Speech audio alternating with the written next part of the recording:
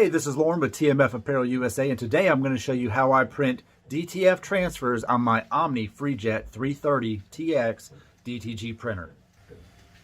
I have the transfer here. This is a small demo piece taped down to the platen in the center. I usually center it up in between these two screws. You could obviously put it in the corner as well. I'm going to use this one, just put it in the center. What we're going to do is we're going to do our auto height for our platen here, and let it go ahead and adjust the height to where we need it, which is pretty much going to be as if you were printing a nozzle check, completely flat.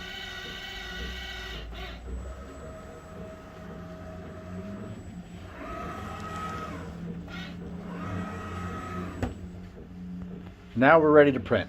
Right here in the center, top center is where I want it. All that's good. Our color strength, we're going to knock it back to 70%. These are not going to matter because we're not going to print any white ink behind this. No underbase on the back side since it's going on a white garment. We could check our preview. Looks good. We are ready to print, and this is only going to print one layer of color, no underbase, so that won't take long at all. We'll hit that. We'll hit OK. We're ready to party.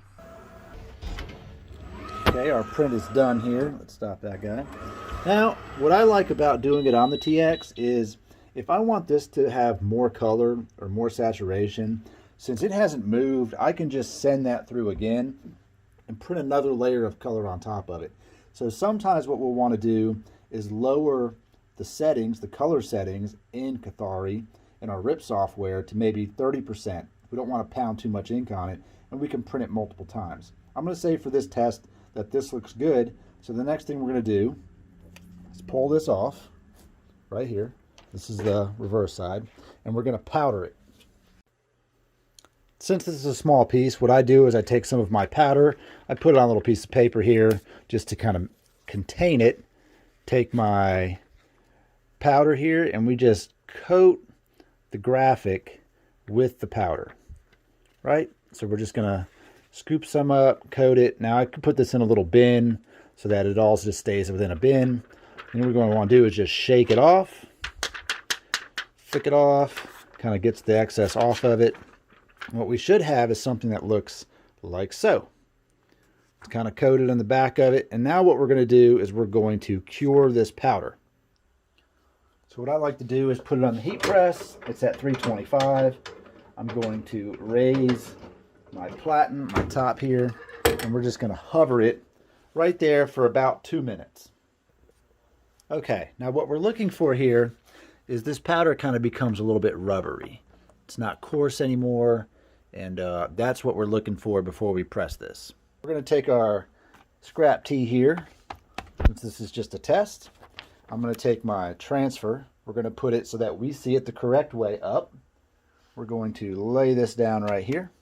We're going to press this for about 20 seconds.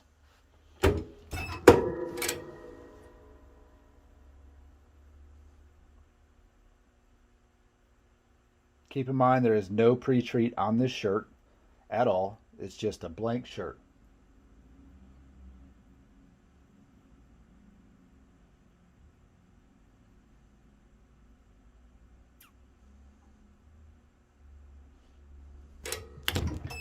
Time is up. I didn't put a Teflon sheet, you'll notice. I just want to show you what that does without it. Doesn't really care. We're going to take it right here. We're going to let it cool off.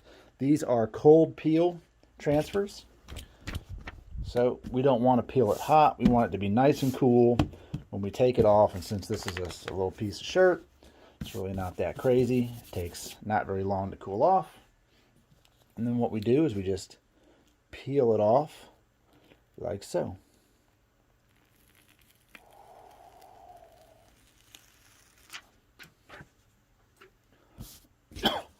And right there we have our design just as is, only the ink transfers. Now what we do from here is we'll take it back over to our press, and we'll give it a second press for about 10 seconds just to make sure it's nice and cured.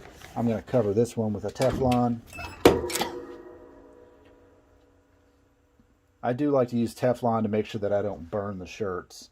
Generally that does help a little bit. If you have anything stuck to your heat press, also kind of helps with that. So that's it right there. You can see the design is on there. The colors are nice and bright, vivid.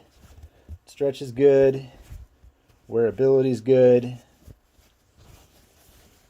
You don't feel this. It's on white, so there is no white ink printed on this design at all. If we were going to put this on a black garment, which I'll do next, I'll show you how we do that. That's going to have a white back. Okay, what we're going to do is load our image here into Cathari, and this is for the dark garment setting. I've already adjusted my size, my position to where my DTF transfer is at. On my settings here, I am printing it on color media, first color then white. See right here. In my properties, I've set my margins correctly. On my underbase, what we'll do is we'll set this to color 1, white 0 for the first print. My color strength is set at 70%. You can lower this down and do 40% and run 2 passes on it. We're just going to run this one at 70 and see what we get. It might be too much ink. Our choke and our underbase are both sitting at 50%. Highlight is low as well. So what we're going to do is go ahead and click this and run this on our printer, and then we will come back and do the second adjustment. So what we're doing here is we're printing our first layer, which is our color layer. So this is going to look a lot like what we just printed for the white garment. The only difference being is that this is actually going to print white ink. This is going to print all the ink. So white, black, all the colors, because the color environment that I selected was color.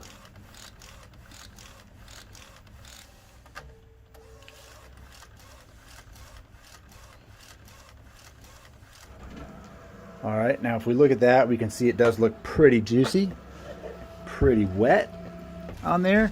And what I like to do is let that sit there for a minute before I go ahead and put my white on top of it. But as you can see, my printer, because of its setting, is already going back to the front.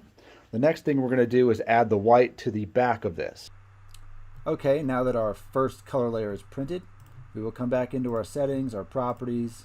We will hit our underbase to 1, our color to 0, so this only prints the white underbase, and we're going to go through and print that all the same as we just did. And that's going to print our white on the back side of our color, effectively printing our design in reverse.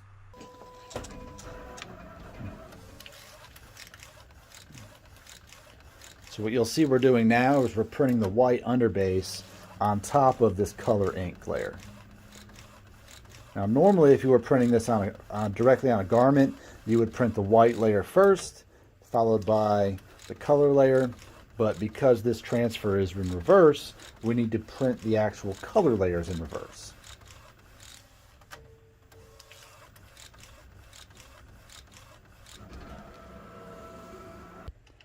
So you can see now we have white on top of color. Now why I say I like to let it sit for a second is because if your color ink is still very wet, then this is going to start to puddle up and run. Also, I've got a decent amount of white on there. When we pull this off and look at it, we're going to see from the front side, this still looks the same. What the white's doing is just giving us a primer underneath it for when we put it on the dark garment, that it helps with the dye migration of the color fabric that we're putting. Once again, we're going to powder this. I'm going to cut it, so I don't need this whole piece.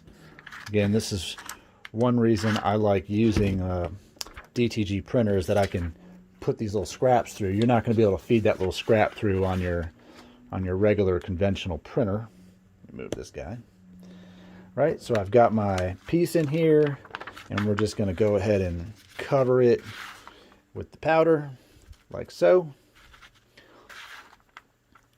And there are people who are using big boxes and conveyors and running it through a whole, 5 pounds of this stuff.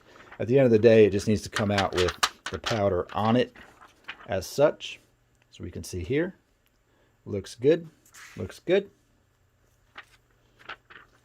And we're going to cure it, and we're going to cure it again.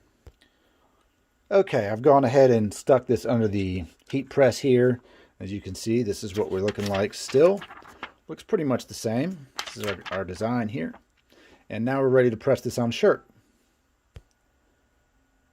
Okay, once again, I'm going to use a scrap shirt. We're going to take our design, sit it right down there, and we're going to press this bad boy for another 15 to 20 seconds, light medium pressure.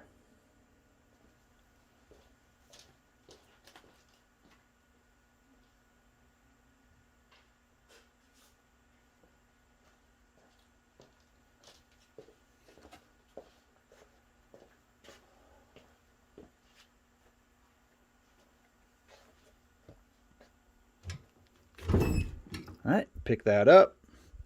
Again, we need to let it cool. So we're going to pull it off and cool it down. All right, it's pretty cool to the touch. We're pretty much ready to peel this off. If you don't let it cool enough, it's going to not stick too good. So here we go. Just like that. I'll zoom in here. We can see our graphic printed on there. Pretty nice, pretty nice. Here's our two prints. Now we can see on this one, the colors are slightly more vibrant than this one, and that's just going to be a matter of testing your settings. Now we could put down more ink, we could lay down more white underbase. If I was printing this design on a black garment, I would use a black photo environment. I use the color one here just to show you how it prints white on the complete back side of it. I also did these two here this morning as I'm doing these for another project. This one printed here. This is printed on the color setting. This one's printed on black garment setting. It did not put as much white ink behind this graphic as it did this one. This one I also added the outline because it's such a dark color. So keep that in mind when you're printing them. But overall, the color is very acceptable. You know, on this one here, I would probably do a test print, maybe bump the color up a little bit more and just try to get more of this this vibrance out, just like I did in the white. And that's really probably coming down to just the amount of white that's behind it, because the only difference between these two are this was a pure white back, whereas this one here wasn't completely pure white. We would just add a little more underbase to it. But I hope that I hope this video helps to explain a little bit on how you can print DTF transfers using your DTG printer. I did not change the inks in my printer. I am running DuPont inks, color and white. But as an added benefit to owning a DTG, you can use these transfers to help you create smaller designs or other designs or transfer them to other materials. I also did a transfer this morning test on what I was pretty much nylon. You can put this on, you can also use DTFs on a lot of different materials that you can't do with DTG. So for example, I did print on this pretty much 90% polyester, 10% spandex workout shirt, put the logo right there on it. This was just white. And if you look at what we've got, this is what comes on the product itself. When I buy it, this is printed, while this one right here is DTF. So stretch is fine, looks great. So if you want to expand your business and you already have a DTG printer, this is a great option for you. And like I said in my other video, cost effective wise, it doesn't cost that much to get your hands on some film, get your hands on some of the powder that you need to cure it, and the rest you already have if you're running DTG. Till next time.